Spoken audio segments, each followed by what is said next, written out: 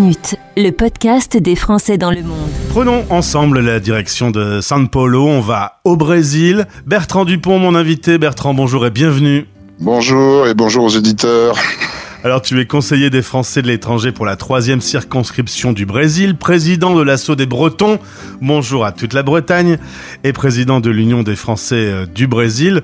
On peut rappeler un peu, pour planter le décor, le nombre de Français à peu près estimés sur le Brésil ?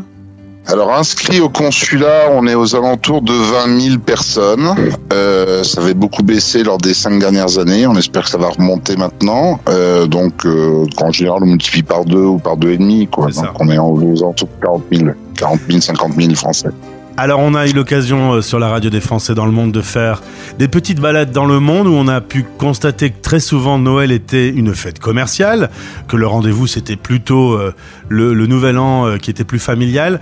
Alors là, au Brésil et globalement en Amérique du Sud, on revient sur un continent qui est très catholique et on revient sur une fête relativement similaire à la France. Oui, exactement. C'est une fête c'est une fête familiale, c'est une fête religieuse, c'est une fête qui part sur des coutumes qui sont assez européennes, même si chaque pays a ses spécificités de par les aspects culinaires locaux. Mais on a Papa Noël, sauf que Papa Noël, il souffre un peu avec 30 degrés.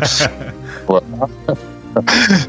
Des éclairages dans les rues, des sapins, des décorations de Noël, évidemment des cadeaux pour des enfants.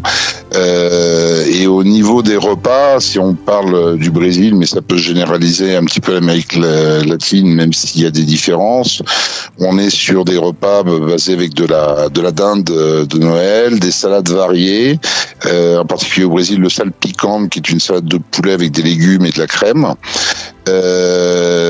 Pas mal de jarrets de porc, ça c'est un petit peu différent. Du riz, de la morue, de la farofa, qui est une farine de mandioc que l'on assaisonne avec ce que vous voulez, en général du bacon, de la banane, des oignons et autres, des fruits secs en entrée et le traditionnel panettone en dessert. Et ensuite il y a des variables selon les pays. Alors, grosso modo, avec ce que tu m'expliques, c'est bien le passage des colonies qui ont ramené toutes ces traditions et finalement, elles ont continué à vivre comme en Europe. Tout à fait. Avec un côté adapté à chaque pays. Par exemple, sur l'Argentine, on fait beaucoup de barbecue, ce qu'on appelle l'assado. D'ailleurs, félicitations à nos amis argentins pour la Coupe du Monde. Oui, au passage, on peut les saluer. Donc du coup, en Argentine, on fait des barbecues. Direction Haïti, on va se promener un peu partout en Amérique latine. Là, tu as parlé de maisonnettes colorées qui sont installées un peu partout. Oui, alors ils ont une coutume qui est très colorée, très gaie, très très belle, qui est fait de maisonnettes effectivement qui sont réalisées en carton peint avec des couleurs très fortes, qui sont des lanternes. Ils appellent ça le fanal. Et donc il y en a partout pour décorer dans les rues, dans les maisons. Ils ont également une spécificité au niveau boisson, puisqu'ils ont des boissons qui s'appellent le crémas, qui est une boisson à la base de noix de coco, évidemment de par l'historique d'Haïti, du riz qui est plutôt du riz créole.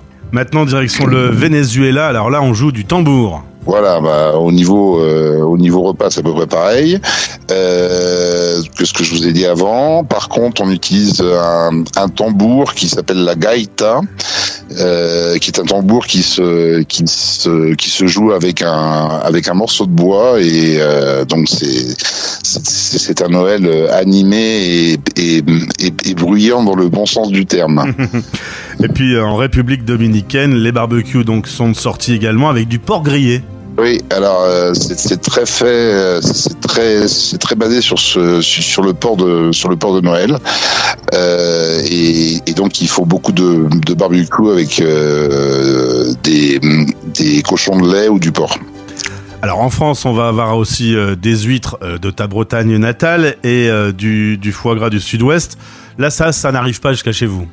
Alors ça arrive parce que il y a plusieurs endroits où il y a des courants marins d'eau froide, donc on trouve des huîtres assez facilement aujourd'hui. Nous, en tant que Français, on arrive à trouver du foie gras. Il y a des producteurs de foie gras proches de São Paulo qui ont fait venir des canards d'Europe. Donc, on trouve à peu près tout ce qu'on peut avoir en France. On arrive à l'avoir aujourd'hui. Alors, évidemment, le foie gras à 30 degrés, il faut le maintenir un petit peu au frigidaire. Mais on arrive pour ceux qui le souhaitent à avoir un repas de Noël identique sans avoir besoin d'apporter des produits. Toi, ce sera Noël au Brésil ou tu rentres en France ? Non, moi, ce sera Noël au Brésil cette année. Très bien. Merci et joyeuses fêtes alors à toi et à tous ceux que tu aimes. Merci, joyeuses fêtes à toi et à tous les auditeurs. Avec tous mes meilleurs vœux, on aura certainement l'occasion de se reparler l'année prochaine. Avec plaisir. Au revoir. À très bientôt, au revoir.